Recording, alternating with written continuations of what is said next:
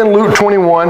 We're going to end out Luke 21 today, and we're going to be talking about his second coming. Now, before we can talk about his second coming, let's talk about his first coming, because the first coming of Christ is different than the second coming of Christ. When he came the first time, Christ had a different agenda than he will the second time.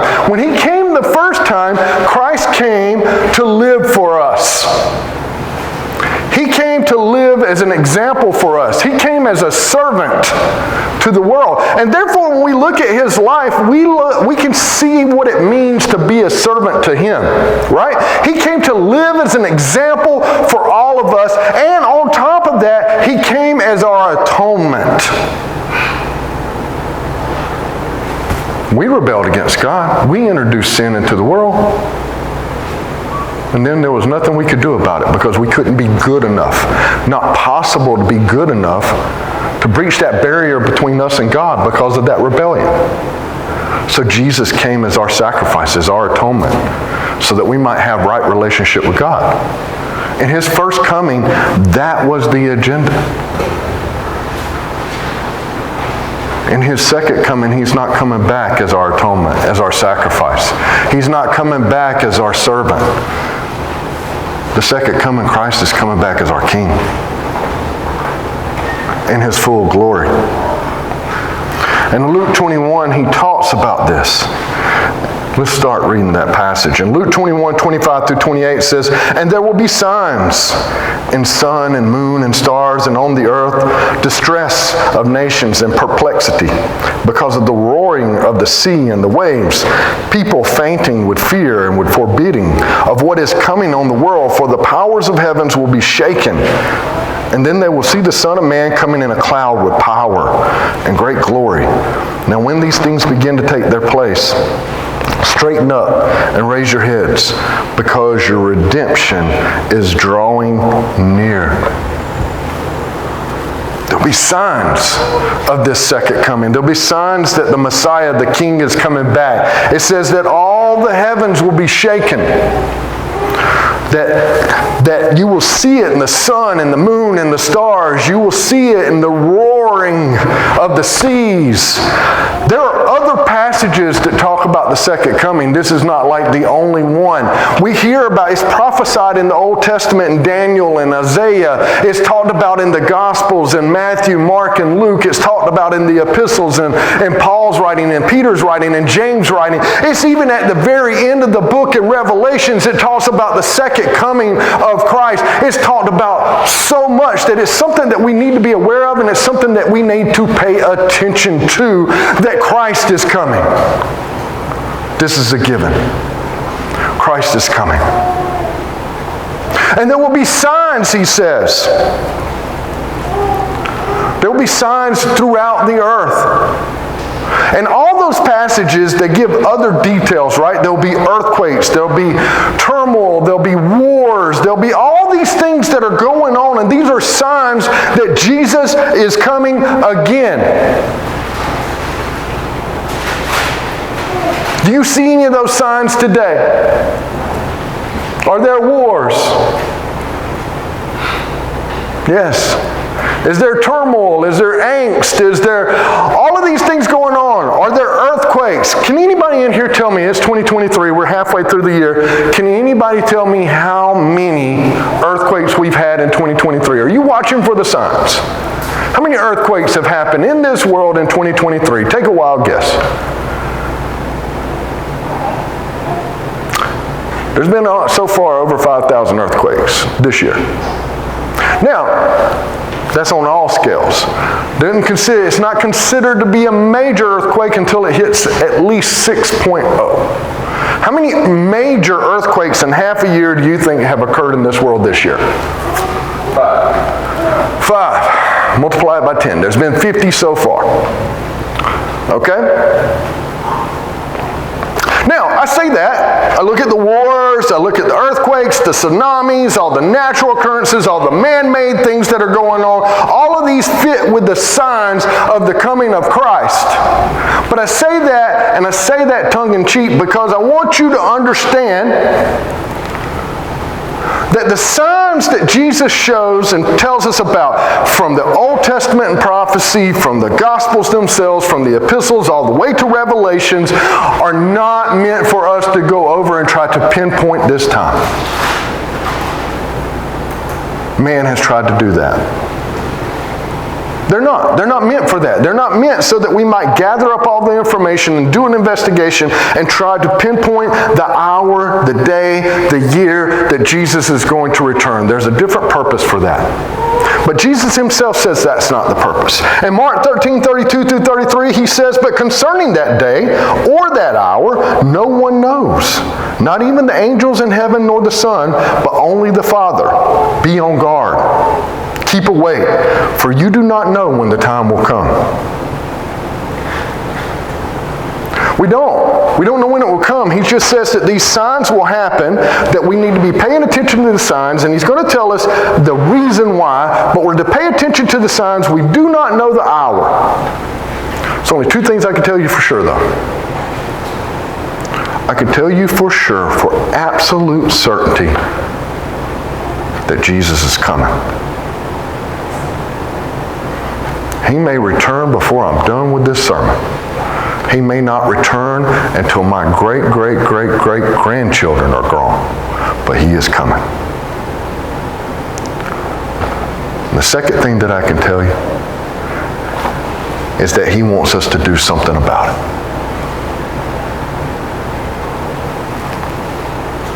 All of these things won't come to fruition, but when they do come to fruition, they will happen in a hurry. In Revelations is when we see that it comes to fruition. In Revelation 6:12-13, it says, "And when he opened the sixth seal, I looked, and behold, there was a great earthquake, and the sun became black as sackcloth.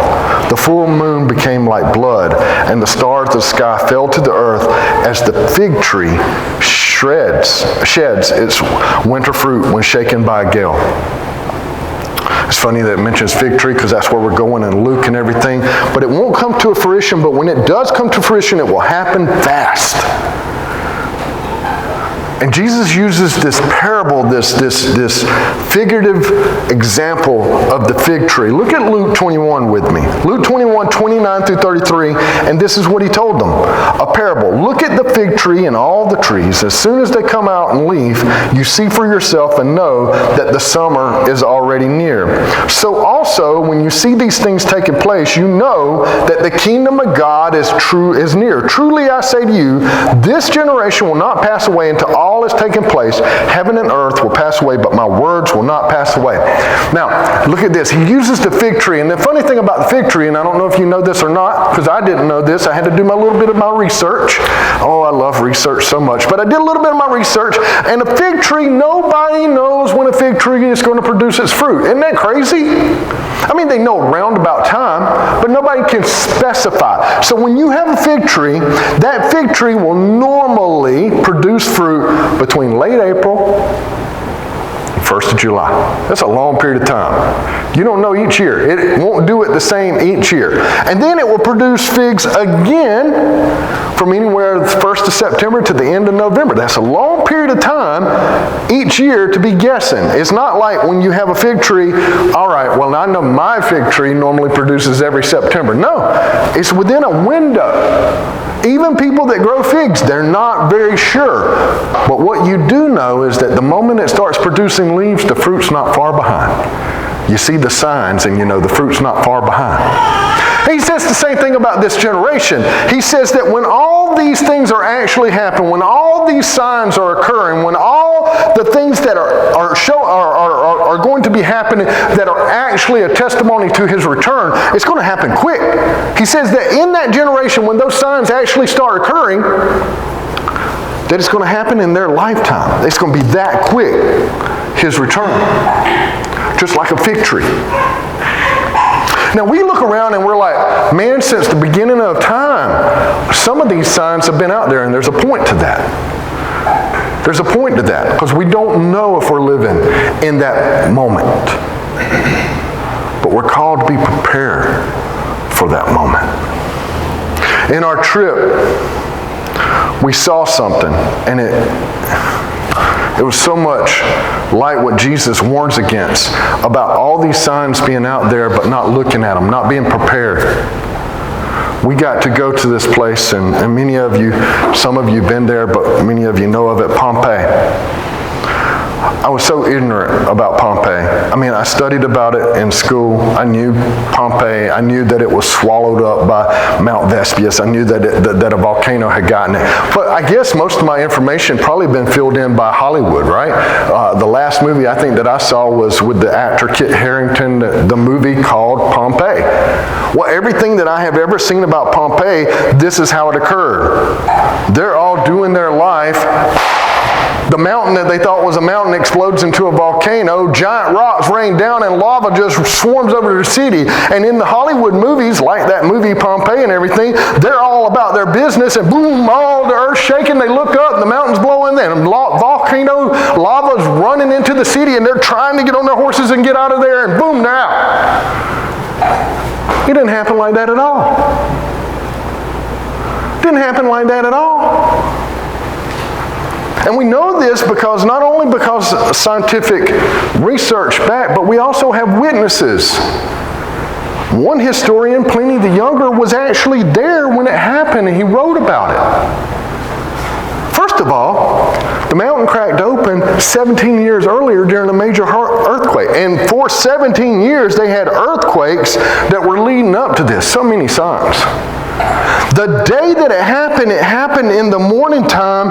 The mountain exploded, and there was a large plume of ash that went up thousands and thousands of feet into the air. There was no lava running through the city. There was no giant rocks that were hitting down.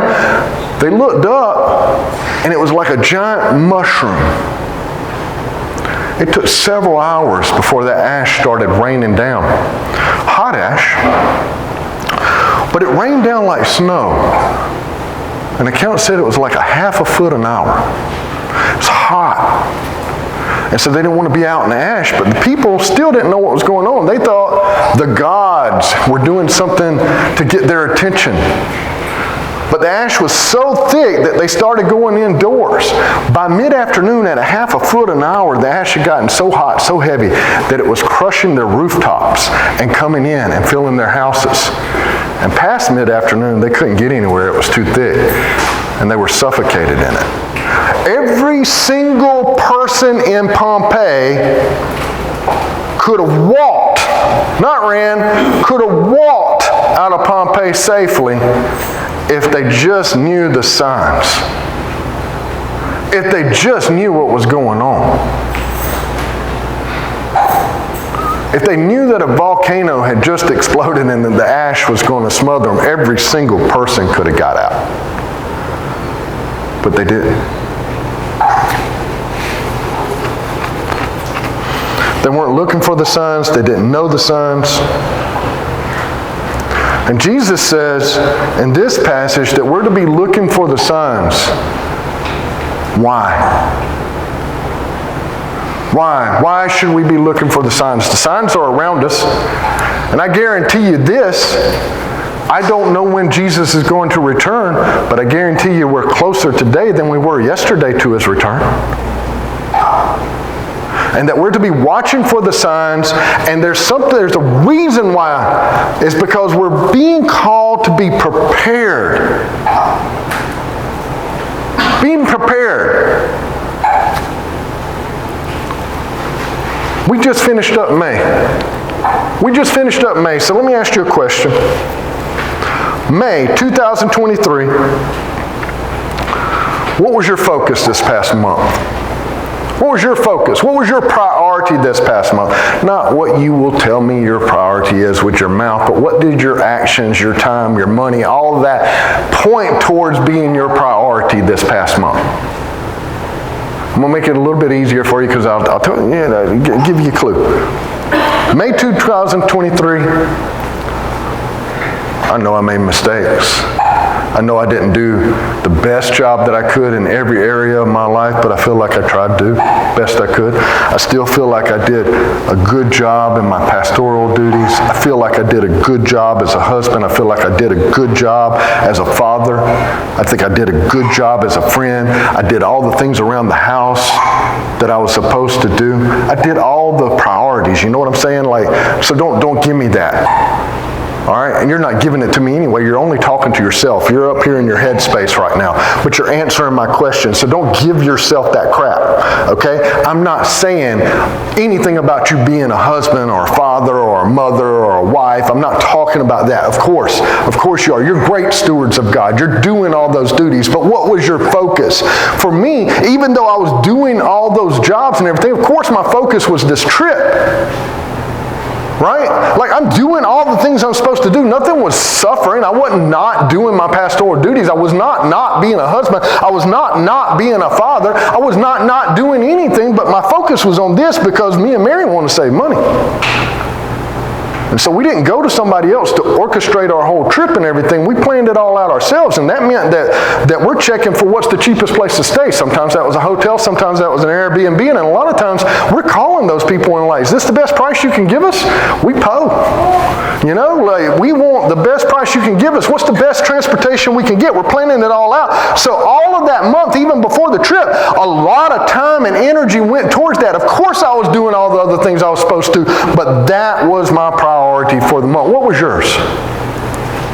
What was your priority? What was your focus? Where did your energy go? Where were your thoughts at? Where was your money trail leading to? What was your focus? What was your priority? Of course, I'm getting to a point. The point is that we can do all the things that we're called to do as stewards of God and still live with a life that's focused on Jesus, with Him as a priority. So many times we use the things in our life that we're called to do, those special responsibilities that we have, as excuses to step aside from living a life that's invested in Christ. So many times, and I'm not going to even point fingers, I'm going to point them all at myself. So many times I could use my children, my wife, or other things as excuses of why I didn't make Christ a priority, and that's a lie. I can still make them my priority and make Christ my priority. If I want to. And part of being on watch, part of being prepared is making Him a priority in our life, is giving Him that focus, giving Him that attention, giving Him that energy in our life. Luke 21:34-38 says, "But watch yourselves, lest your hearts be weighed down with dissipation and drunkenness and cares of this life, and that day come upon you suddenly like a trap. For it will come upon all who dwell on the face of the whole earth. But stay awake at all times, praying that you may have strength to escape all these things that are going to take place and to stand before the Son of Man." And every day he was teaching in the temple, but at night he went out and lodged on the mount called Olivet. And early in the morning all the people came to him in the temple to hear him. Now, in this passage and the other passage that I mentioned, time and time again, Jesus is talking about these signs, and then he says to be on watch. Here he says, don't get caught up in paying so much attention to the world. Don't get caught up in dipping into the world that you're not paying attention to the things that you need to be paying attention to, right? Time and time again he says this. In the prophecies back in Daniel and Isaiah, Christ is coming. Be on watch. Be prepared. Be on guard. In the Gospels, Christ is coming. Be on watch. Be prepared. Be on guard. Through the epistles, Christ is coming. Be on watch. Be prepared. Be on guard. Revelations, Christ is coming. Be on watch. Be prepared. Be on guard. Time and time again. See, Christ is not saying, and this is, I think, a missed message. Christ is not saying, I'm coming again, so what I would like my children, what I would like my followers, what I would like Christians to do, what I would like to find in the church is that I might come back any day. You're looking around, you see wars, then you should be reminded I'm coming back any day. You look around, you see earthquakes, you should be reminded that I'm coming back any day. You look around, you see tsunamis, that's great. Be reminded I'm coming back any day. But his message is not, okay, church, you see all those things, I'm coming back any day. Don't be sinning. You think that's what Christ's message is? You think that Christ wants to remind you over and over, hey, I'm coming back. I'd like to you and murder? Huh? Do you think that's what he's wanting? No, at the very minimum, sure. At the very minimum, that's what Christ wants. You think that Christ doesn't want to come back and the message is supposed to be, oh, I want my children to think I'm coming back any moment, so don't be caught up stealing from somebody. Don't get caught up lying to somebody. I don't want to come back and catch you drunk. I don't want to catch you in an extramarital affair. I don't want to come back and see you gossiping. But no, that's what the message to the church normally feels like, right? Like, Jesus is coming back, so we need to be on our best behavior. Yes, yes, yes. At the very minimum, yes. But it's so much more. It's not simply he's coming back and so we shouldn't be sinning. He's coming back and so we should be living for him.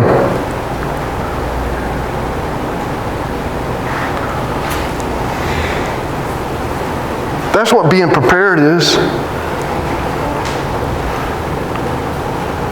Moses is a great example. In Exodus 17:15, it says, and Moses built an altar and called the name of it, the Lord is my banner. You know what a banner is? Banner is a flag. It's something you wave out that symbolizes the most important thing. And Moses lived a life that was exemplary of this, didn't he? That the Lord was his banner. The most important thing in Moses' life. It wasn't that the altar just symbolized this, and it wasn't if Moses was carrying around the flag that the flag just symbolized this. His life symbolized that. You know what they call that? They call that being a bannerman. Used to in the military, there used to be people that were called bannermen. And they would take our flags out on the field. And you got statues made of it now, but they would take the flag of the United States out into battle, and they would hold it there, and that flag represented everything that was great about this country. And if that flag fell, then we fell. And the person that held that up there was the bannerman. And in the Bible, we have examples of bannermen like Moses, time and time again, like David, of where God is our banner and we're supposed to hold it out in front of him. Psalms 25 says, may we shout for joy over your salvation, and in the name of our God set up our banners. May the Lord fulfill all your petitions. In Psalm 64, it says, you have set up a banner for those who fear you, that they may flee to it from the bow. The Lord is my banner, and I hold it out. You know what Christ wants? Christ wants to come back and see bannermen that are holding him out there, that represent him. That the Lord is our banner.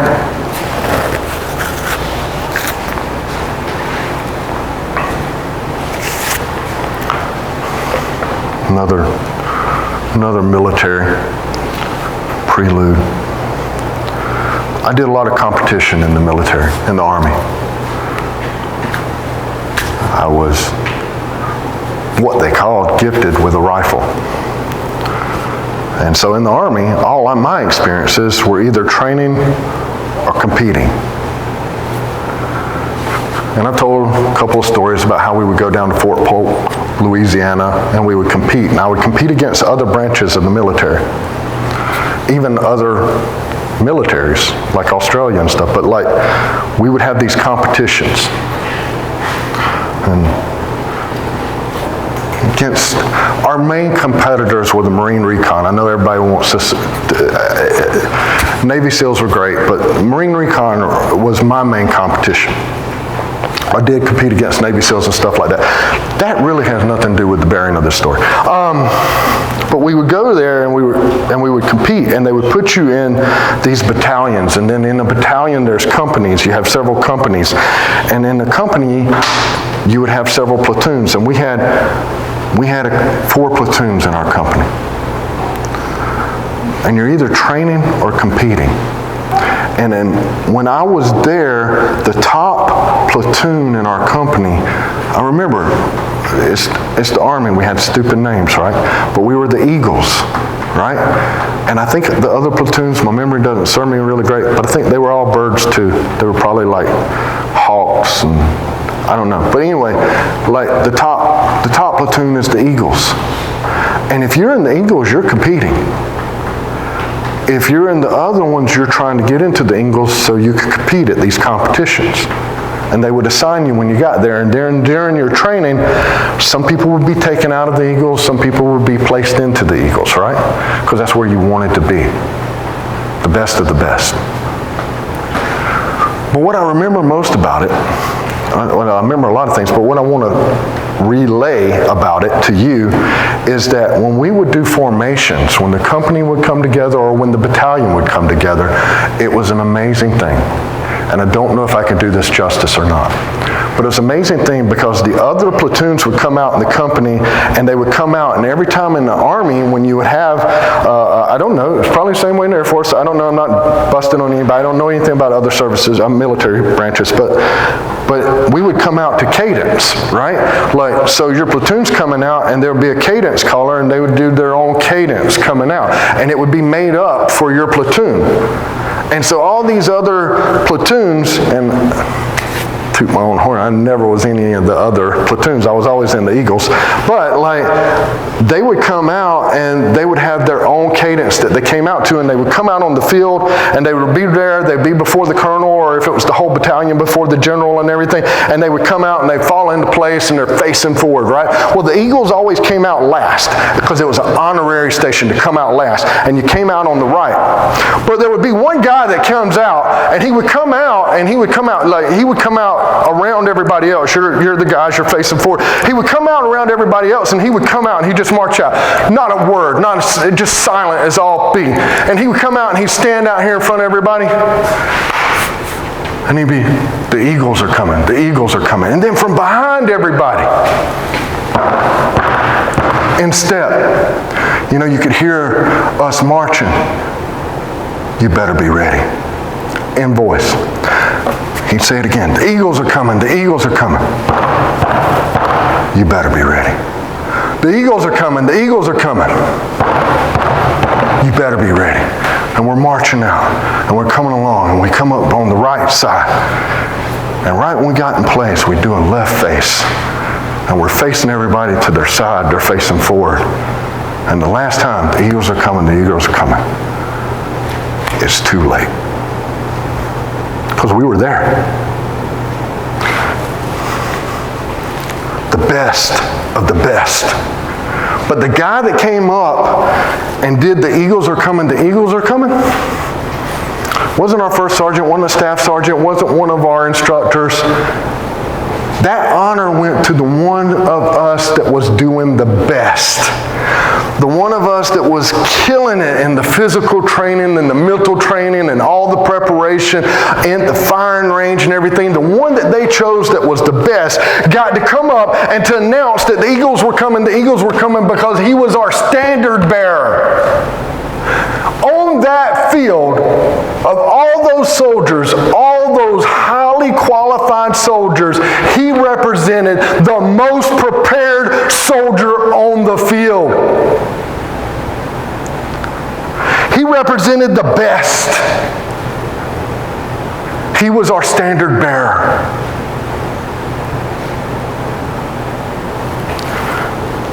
Jesus is not coming back looking simply for people that are not sinning. He's looking for standard bearers. People that are prepared. He wants us at our very best living for Him.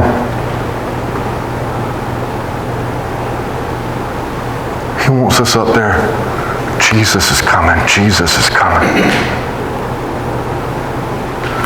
Jesus is coming. Jesus is coming.